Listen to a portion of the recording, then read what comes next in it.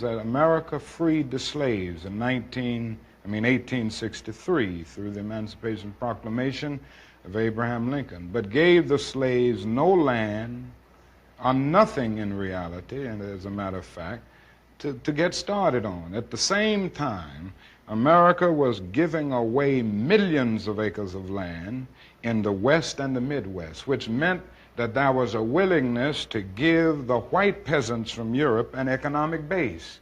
And yet it refused to give its black peasants from Africa, who came here involuntarily in chains and had worked free for 244 years, any kind of economic base. And so emancipation for the Negro was really freedom to hunger. It was freedom to the winds and rains of heaven. It was freedom without food to eat or land to cultivate, and therefore it was freedom and famine at the same time.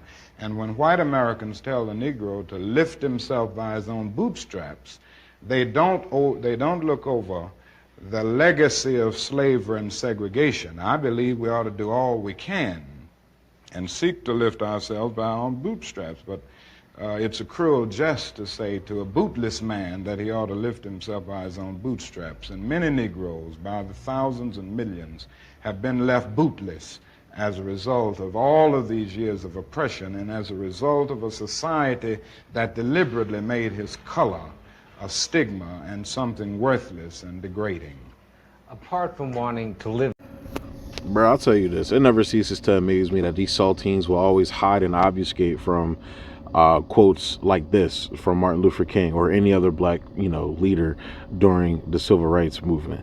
And it's like everything he said there is on point, but something that always draws me to that quote is, how can you expect a bootless man to pull himself up by his bootstraps? I'm paraphrasing, but that's not even essentially, that's literally what Martin was saying there. So, and when he talks about land allocated, after slavery and the civil rights movement, land not allocated to black people. Here's actually a video I posted on my TikTok before, but I figured I should splice it in here just so you guys can have a reference point again.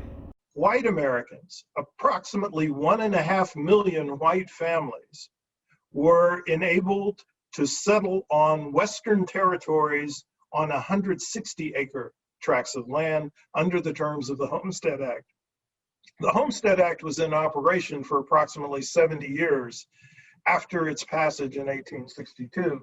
And it's estimated today by researchers like Trina Shanks Williams that approximately 45 million living white Americans are beneficiaries of the allocations of land under the Homestead Acts.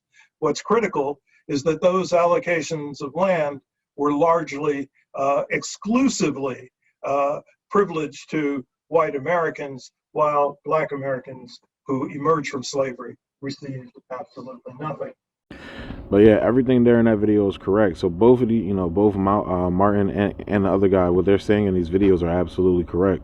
But you'll still have proponents of white America that will push back on reparations for black Americans. But it's like, there's never this pushback when it comes to other groups.